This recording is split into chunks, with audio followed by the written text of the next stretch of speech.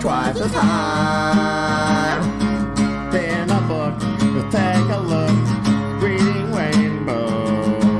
I can go anywhere. In a book, we'll take a look, reading rainbow. I can be anything. In a book, take a look, reading rainbow. Reading rainbow, rainbow. Hello, friends. Oh my, it didn't fade. I programmed it to fade.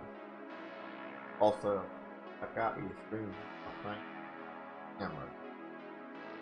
Right here, laptop, and then like this.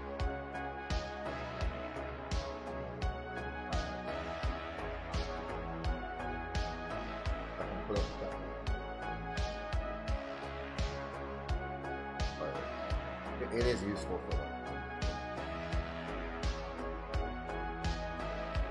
I've got it on this. I don't have a member. That's the like I'm gonna have to put up with that thing on the top, or unless you get invited to someone else who's has it.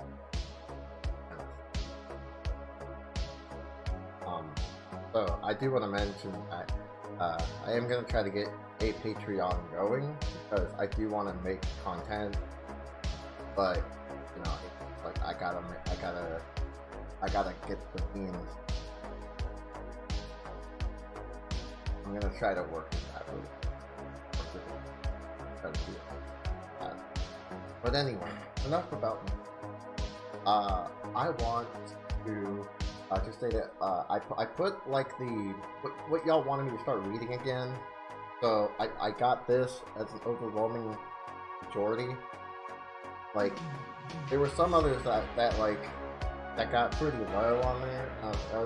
I was surprised because it seems like y'all really like this book. Every time I read them, y'all seem to really react well, and I get it. I had thought that I've been reading this book a lot, and I had covered almost the entire book. I think I read it into I was wrong.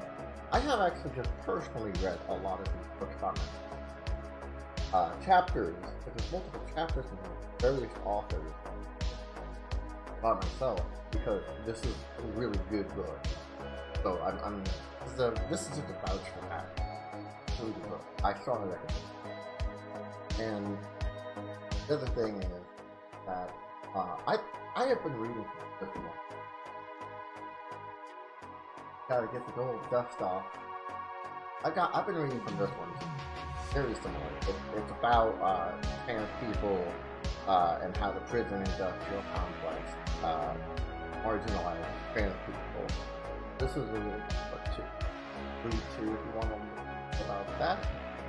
But queering anarchism definitely deals with more topics that are in the realms of like.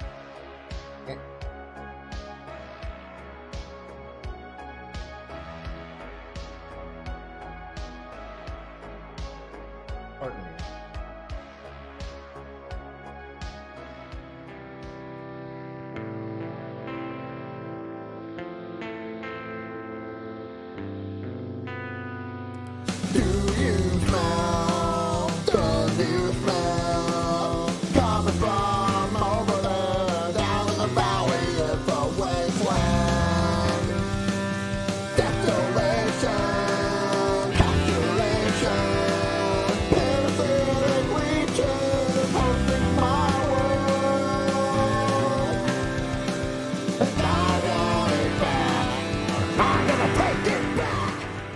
See, that was the faith that I wanted.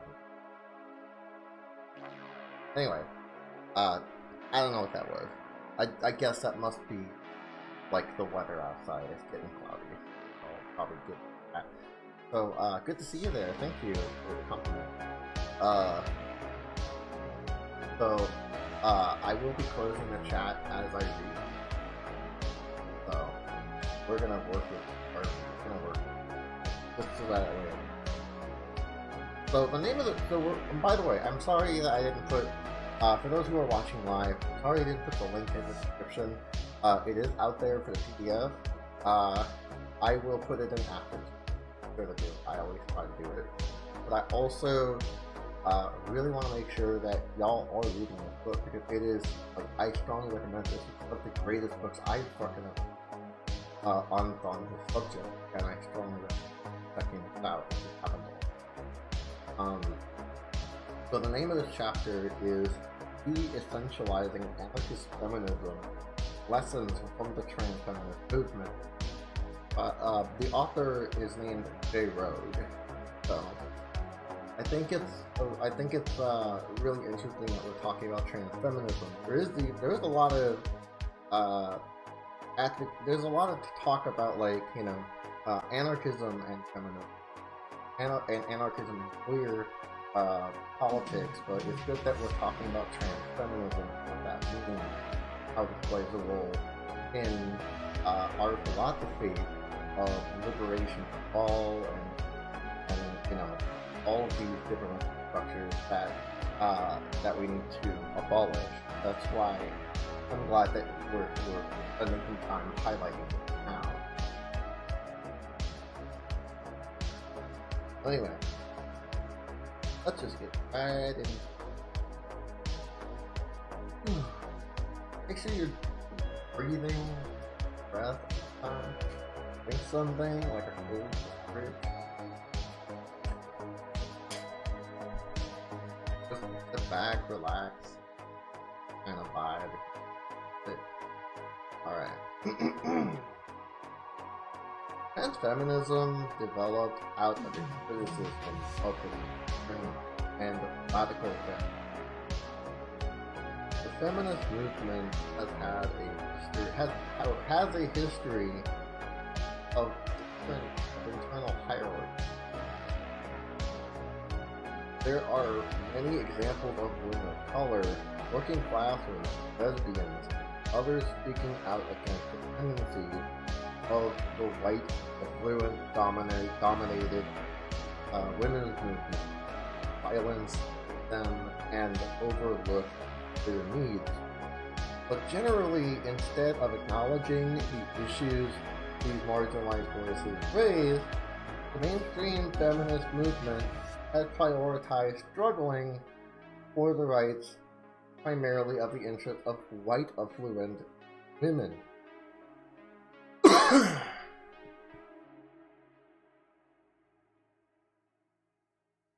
While the feminist milieu as a whole has not resolved these hierarchical tendencies, various groups have continued to speak up regarding their own marginalization, in particular transgender women.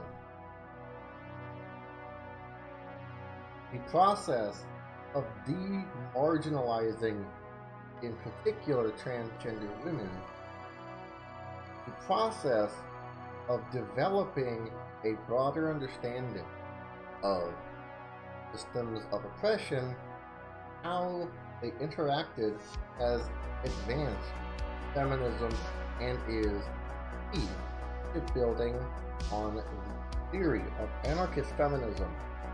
But first we might take a quick look at the development of feminism, particularly during what is often referred to as second wave.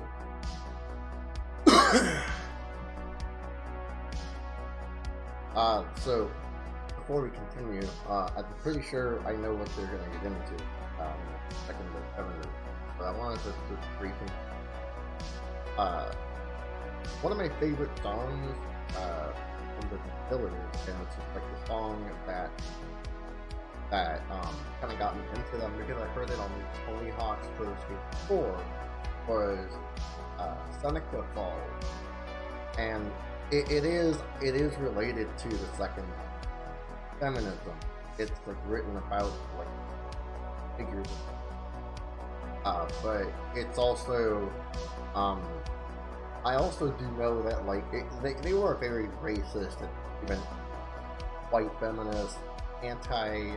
I mean, it's more like they were racist, white supremacists, you know, and they often excluded people of color out of it. But that was the song that got me into Pillars in the first place. Well, not that one, but that one was the song that got me like hooked on them. I heard about them from somewhere else. I'll share that story another time. But anyway, but I do acknowledge all that stuff, what I'm about to say.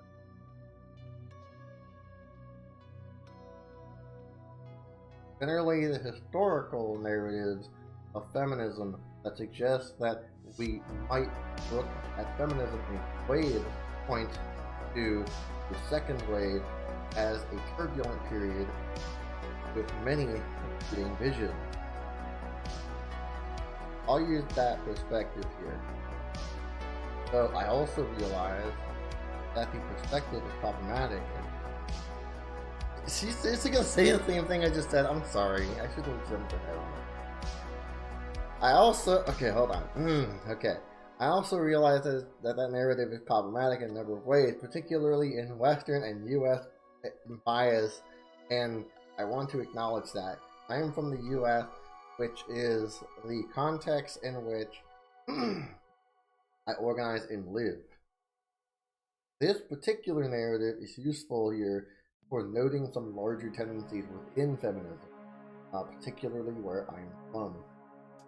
So, again, I want to acknowledge this process, while descriptive, engages in some of the kind of inclusion I'm criticizing and adapting. So that's the reason why we need to. That's why we needed to acknowledge this, because while it is it's talking about what is transfeminism, it's critiquing the broader mainstream feminist movement. Probably going to go into things like neoliberalism the racist aspects of it, the transphobic aspects of it. Just they might mention Turkson. So who knows? They might also mention trans people with internalized transphobia. Who knows? But that's kind of the thing, is that it's not just really feminism. It's like a next step to feminism. You know what I mean? Let me check on something real quick. Alright, well, I'm going to just turn the music down a little. I feel like it may be a little loud. Test. Alright, I think we're...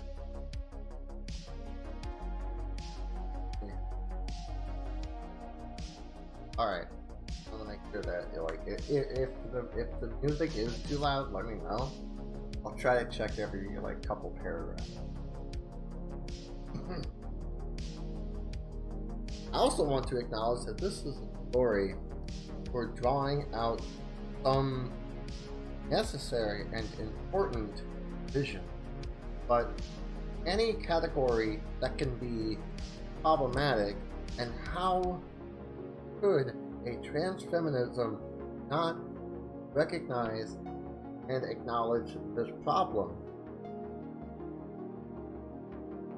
There has been theories of liberal, radical, Marxist, and socialist feminism that do not fit this particular narrative. I want to stress, however, that I find it useful in describing theoretical past and present in order to draw out a radically different feminism and anarchist future.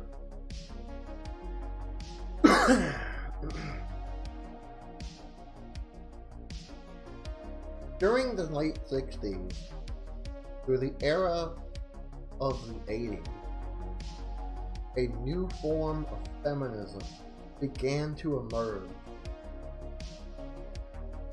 Many feminists seemed to gravitate to four competing theories within different with different expectations, very different explanations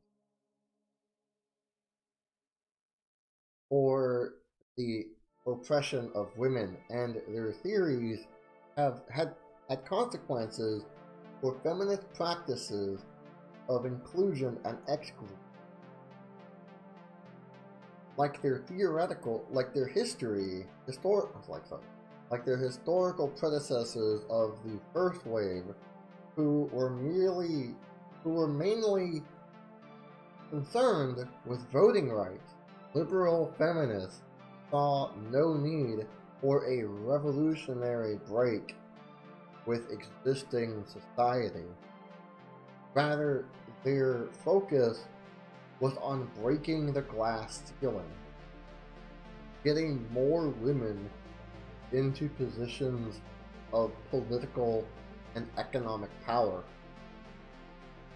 Liberal feminists assumed that the existing institutional arrangements were fundamentally unproblematic. Their task was to see to women's equality accommodated under capitalism. So that's kind of like whenever I'm defining like what liberal means, right? Like some people will just say, liberals are fucking annoying, and like you're not wrong. It's just that's not how you would define it, right? But like some people just say, well, like if somebody asks you like, what's a liberal? I see people like fail to do this, even though I know they know what it means. They're using the wrong terms. I think, because it's like saying liberals are annoying. The right says that too. That doesn't say anything about what a liberal is, So what a liberal is someone, like, if you're gonna say like a simple definition, a liberal is someone who thinks you can get social justice under capitalism, right? Like Black Lives Matter can be accounted for. Sorry. Sorry, I thought I saw something there.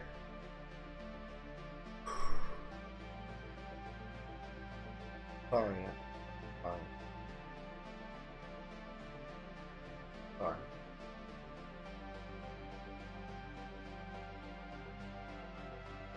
My apologies.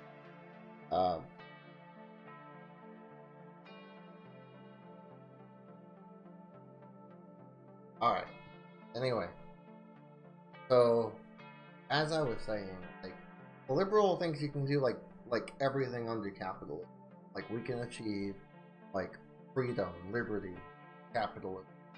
But what liberalism fails to account, though, is that capitalism specifically requires, like, the profit motive to be the thriving force in the economy.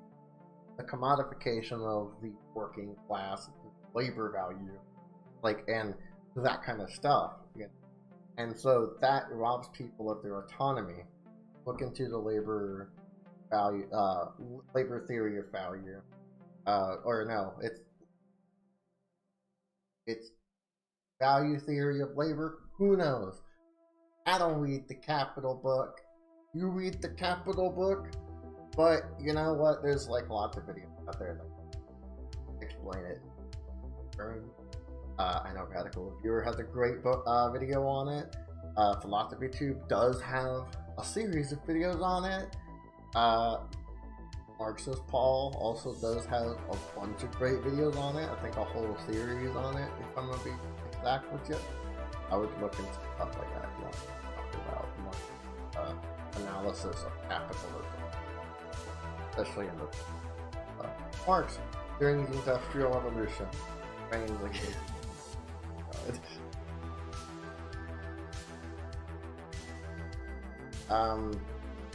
Anyway, have you read the Capital?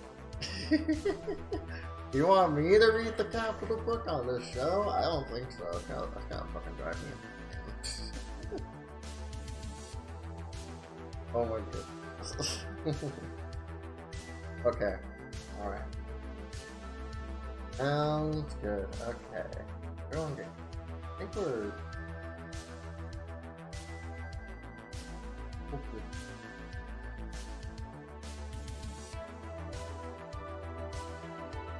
Okay, this is where we're at. Yeah. Okay. Another theory, sometimes referred to as radical feminists, are argued for abandoning the male left as it has been as hopelessly production. I think this is what we talk about tourists right here. Indeed, many women coming out of the civil rights and anti-war movement complained of pervasive sexism within movements because they were regulated to secretional tasks and experienced sexual pressure from male leaders, as well as a generalized alienation from left politics. According to many radical feminists of this would due to the supremacy of the system of patriarchy or men's systemic and institutionalized domination of women. To these feminists, the battle against patriarchy was the primary struggle to create a free society, as gender was our most entrenched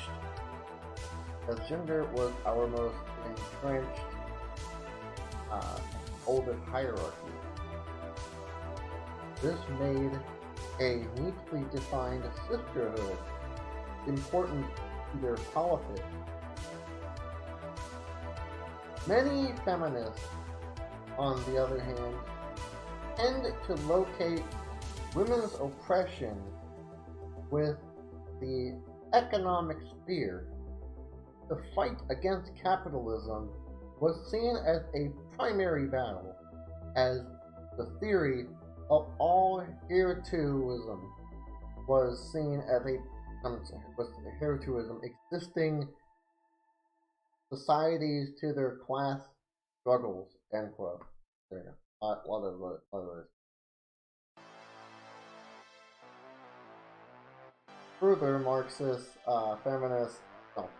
Marxist feminists tended to believe that the economic base of society had a determining effect on its cultural superstructure. Thus, the only way to achieve equality between woman and man was to smash capitalism as new egalitarian economic arrangements would give rise to new egalitarian superstructures. Such was the determining nature of the economic base. This argument was mapped out quite eloquently by Marxist companion Engels. Out of the conversation between Marxist feminism and radical feminism, another approach emerged called dual systems theory, a product of what came to be dubbed socialist feminism.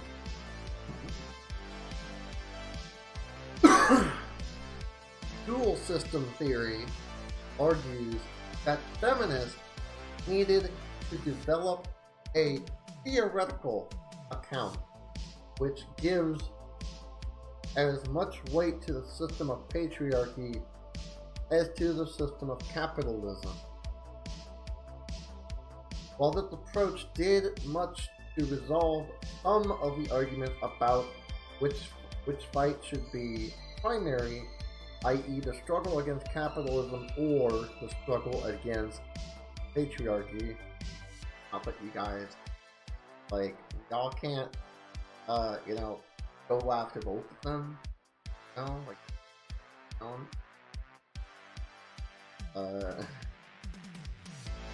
it still left much to be desired. For example, black feminists argued that this perspective left out a structural analysis of race.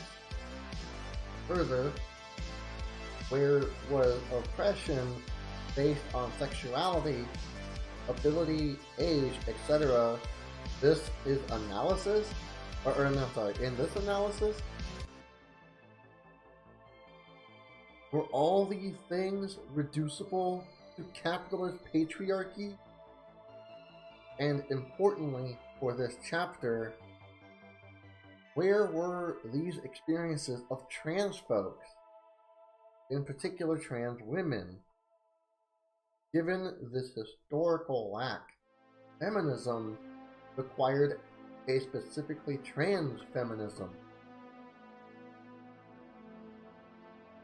where things become a little cooler. I hope. I'll check on the chat really fast. Nope, nobody chatting, that's cool.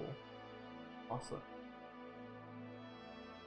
Hope y'all enjoyed.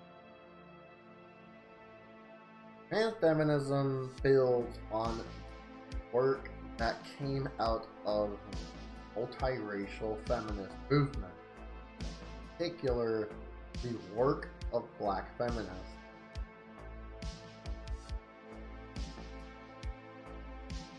Frequently, when confronted with allegations of racism, classism, or homophobia, the women's movement dismisses these classism or homophobia.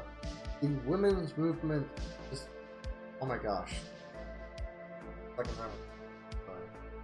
Frequently, when confronted with allegations of racism, classism, or homophobia, the women's movement dismisses issues as divisive or secondary, as spelled out in the narrative above.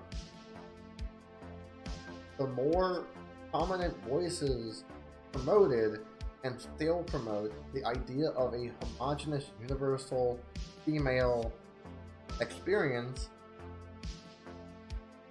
which, as it is based on communality between women, theoretically promotes a sense of sisterhood. In reality, it means confronting this definition of woman and trying to fit all women into a mold reflecting the dominant demographic of the women's movement: white, affluent, heterosexual, and non-disabled. This policing of identity, whether conscious or not, reinforces the oppression and exploitation. When women who do not fit this mold have challenged it, they have frequently been accused of being divisive and disloyal to the sisterhood. The hierarchy of all womanhood created by the women's movement reflects in many ways the dominant culture of racism, capitalism, and heteronormativity. That's the thing. It's like we always talk about how these structures always divide, kind of like they affect us differently, but brutally and unjustly, ultimately. So we understand about structures, and that's how you always gotta question authority and where it's coming from.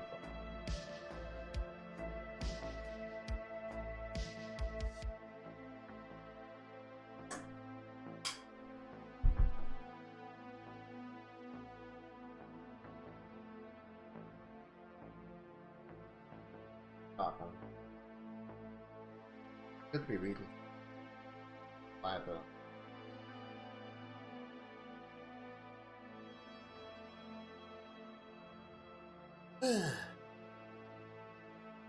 I read it? Yeah. Okay.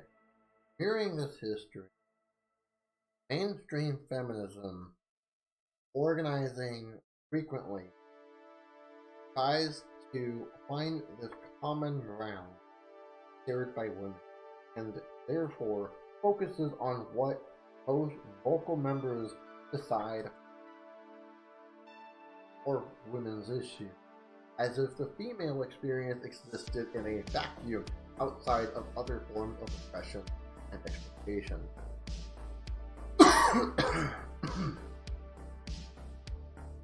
However, using an intersectional approach to analyzing and organizing around oppression as advocated by multiracial feminism and transfeminism, we can discuss these differences rather than dismiss them. The multiracial feminist movement developed this approach, which argues that one cannot address the position of women without also addressing their class and race and sexuality, ability, and all other forms of aspects of their identity and experiences. Forces of oppression and exploitation do not exist separately. They are intimately related and they reinforce each other. and so trying to address them singly, i.e. sexism, divorced from racism, capitalism, etc., does not lead to a clear understanding of the patriarchal system. This is in accordance with the anarchist view that we must fight all forms of hierarchy, oppression, and exploitation simultaneously, abolishing capitalism and the state does not ensure that white supremacy and patriarchy will somehow magically.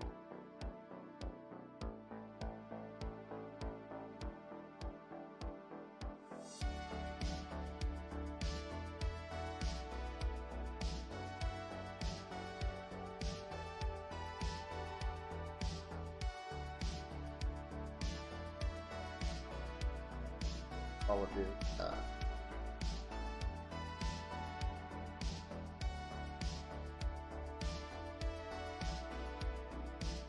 Where was it? Somewhere inside of this.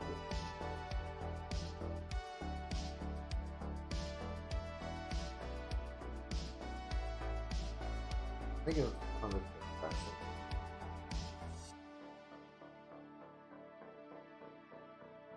Oh yeah. Okay. That thing. We're good. Tied to this assumption of a universal feminist, tied to this assumption of a universal female experience is the idea that if a woman surrounds herself with those that embody that idea, that universal woman, then she is safe from patriarchy and oppression. The concept of women safe spaces being women only dates back to early lesbian feminist movement, which was largely comprised of white women who were more affluent and prioritize addressing sexism over other forms of oppression. This notion that an all-women space is inherently safe not only discounts the intimate violence that can occur between women, but also ignores it also ignores or deprioritizes the other types of violence that women can experience: racism, poverty, incarceration, and other forms of state economic and social brutality. Written after the work of and influenced by transfeminist pioneers like Sandy Stone, Sylvia Rivera, and Rivera Street transvestite action revolutionaries, or just R, those who wrote shorthand, and thus also the transfeminist manifestos states, quote, "Transfeminism believes that we construct our own gender identities based on what feels genuine, comfortable, and sincere to us as we all live and relate to others within given social and cultural constraints." End quote. The notion that gender is a social construct is a key concept in transfeminism and is also essential, no pun intended, to an anarchist approach to feminism. Transfeminism also criticizes the idea of a quote-unquote universal experience and argues against the biologically essentialist view of one's gender is defined by one's genitalia. Other feminisms have embraced the essentialist argument, seeing the idea of women unity as being built on the sameness, some kind of core womanness.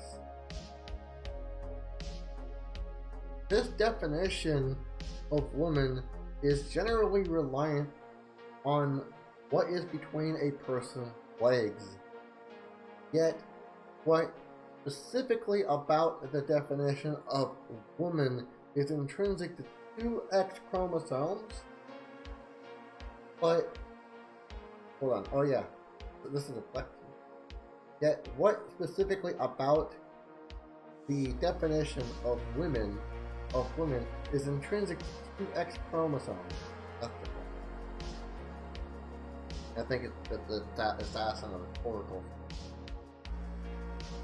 If it is defined to being in possession of a womb, does that mean women who have had hysterectomies are somehow less of a woman?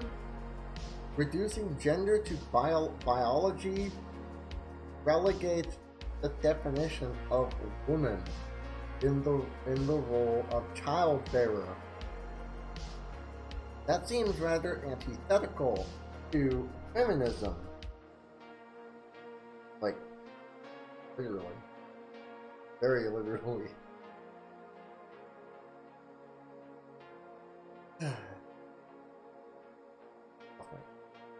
Yeah, antithetical to feminism. Gender roles have long been under scrutiny in radical communities. The idea that women are born to be mothers, are more sensitive and peaceful, are predisposed to wearing the color pink, and all of the other stereotypes there are socially constructed, not biological.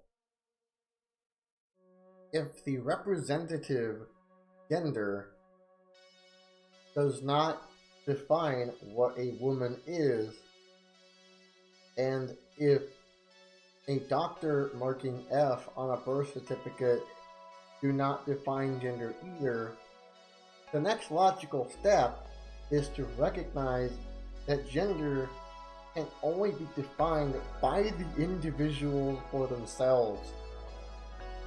Or perhaps we need as many genders as there are for people, or even further, that gender should be abolished. While these ideas may cause some to panic,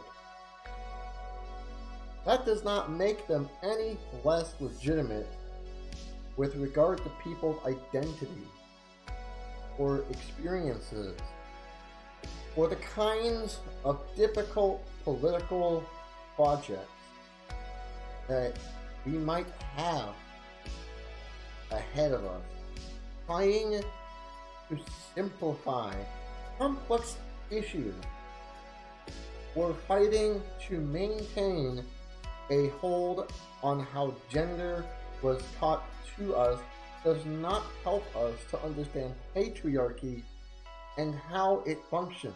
Instead, it does revolutionary feminisms a disservice. Having encountered a lack of understanding of trans issues in radical circles, I feel it important to note that not all transgender people choose to physically transition, and that person's decision to do so is not their own will. Oh, hold on. And each person's decision to do so or not is their own. The decision is highly personal and generally irrelevant a theoretical conception of gender. There are reasons to physically change one's body. From getting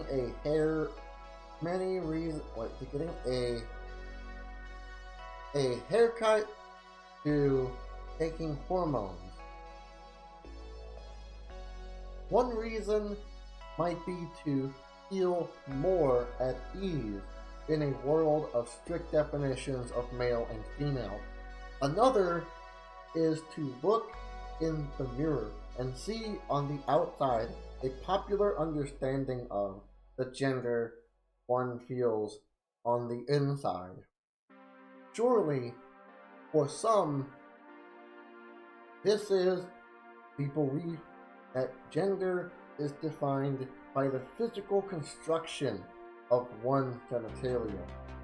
Too often, however, radicals who are unfamiliar with trans politics and ideas react strongly to individual choices with regard to their body, rather missing the point entirely.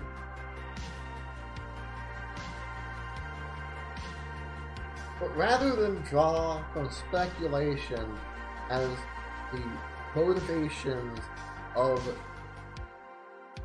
personal decisions of trans people as if they were not vast and varied, is more productive to note the challenge to the idea that biology is destiny.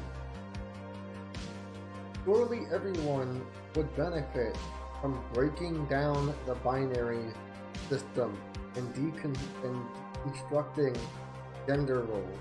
That is the work of revolutionaries, not fretting over what other people should or shouldn't do to their bodies. Thus far, gender and feminist theory that include trans experiences exist almost solely in academia. There are very few working class intellectuals in the field, and the academic language used is not particularly accessible to the average person. This is unfortunate since the issues that transfeminism addresses affect all people. Capitalism, racism, the state, patriarchy, and the medical field mediate the way everyone experiences gender. There is a significant amount of coercion employed by these institutions to police human experiences, which applies to everyone, trans and non-trans. Some prefer the term cis alike.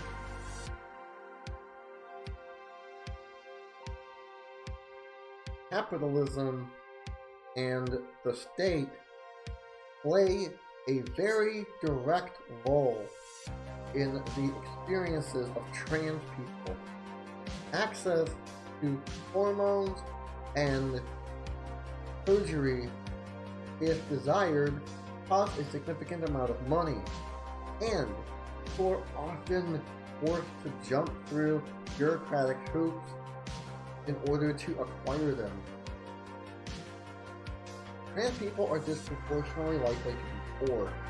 However, within the radical queer and trans feminist communities, while there may be decisions of class, they are generally framed around identity, arguing for anti-classist politics, but not necessarily anti-capitalism.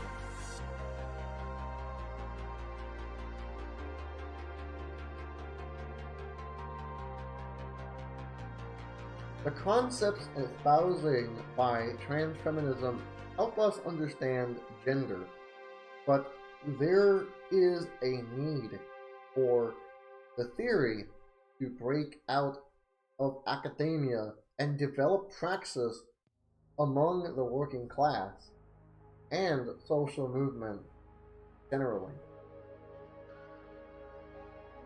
This is not to say there are no examples of transfeminism outside of, examples of transfeminism organizing, but rather that there needs to be a more incorporation, that there needs to be an incorporation of transfeminism, of transfeminist principles into broad-based movements.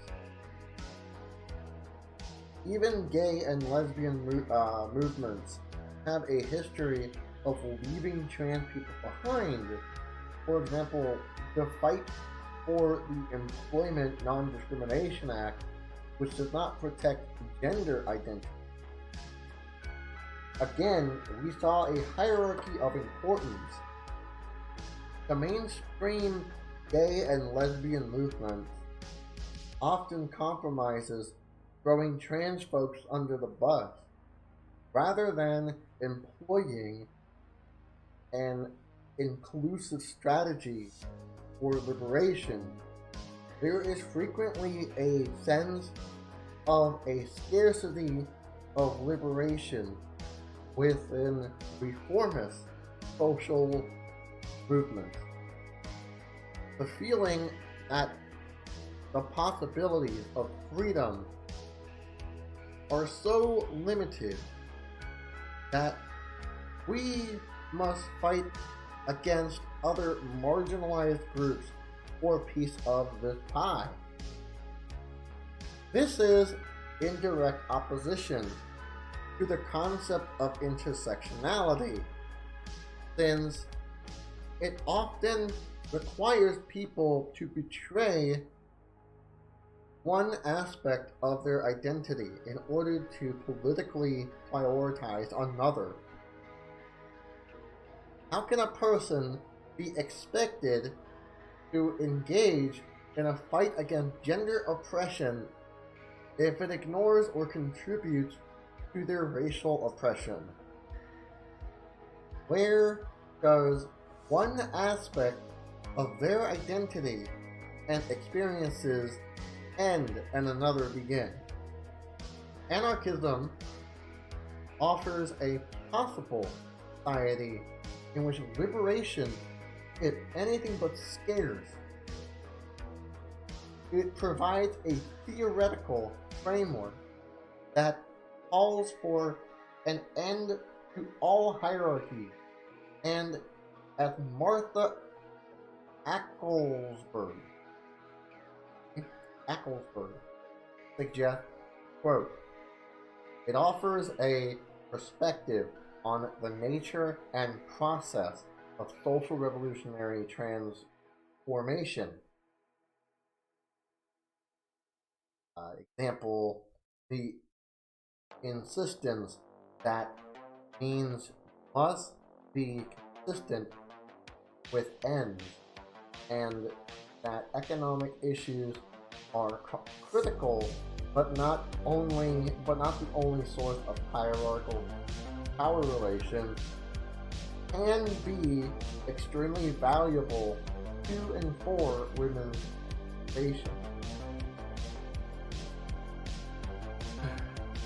And I think the last paragraph, almost done. Anarchists need to be developing working class theory that includes an awareness of the diversity of the working class. The anarchist movement can benefit from the development of a working class anarchist approach to gender issues that incorporate the lessons of transfeminism and intersectionality. it is not so much a matter of asking anarchists to become active trans-feminist movements as it is a need for anarchists to take a page from the Mujeres Liberas. Oh my goodness, look what we got here! Oh my goodness! Sorry for my shitty Spanish, but wow, holy shit, that was holy hello.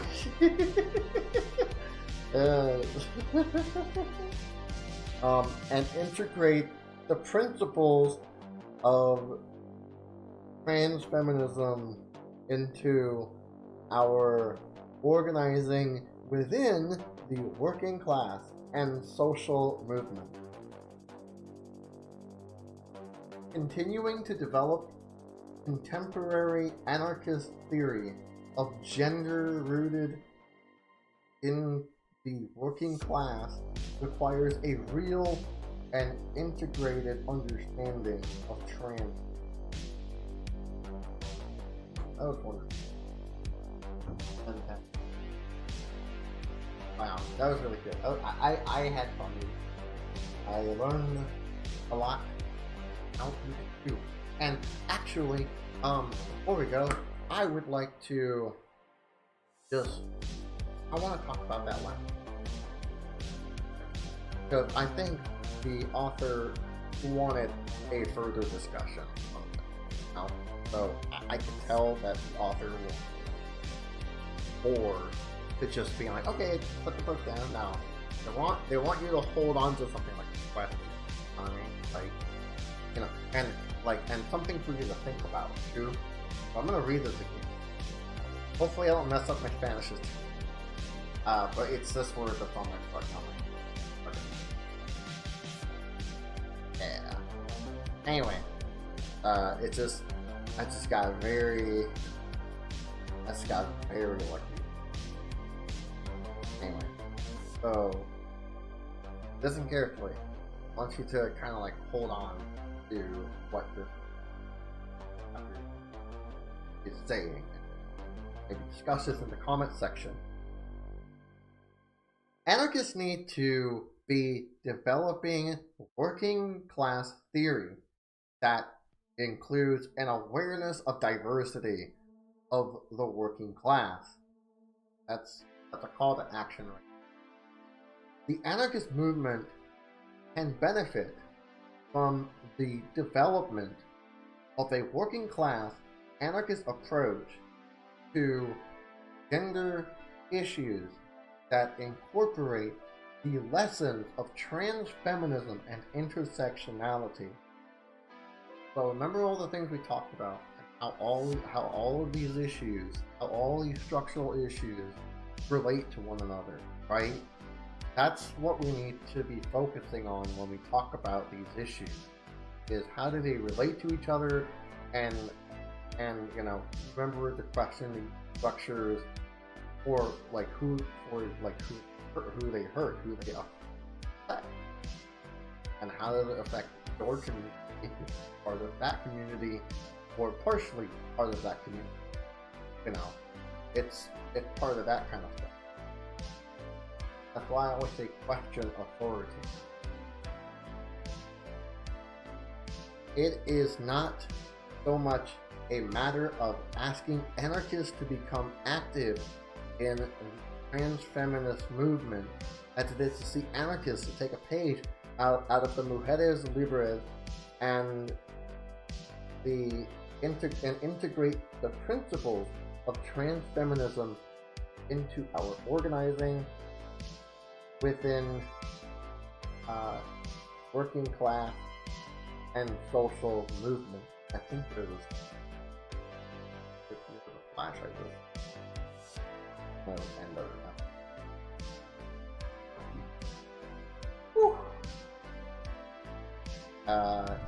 Continuing to develop temporary anarchist theory of gender rooted in the working class requires a real and integrated understanding of trans feminism.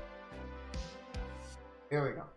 So, especially like analyzing our history with feminism and like what the feminist movements of the past represent, right?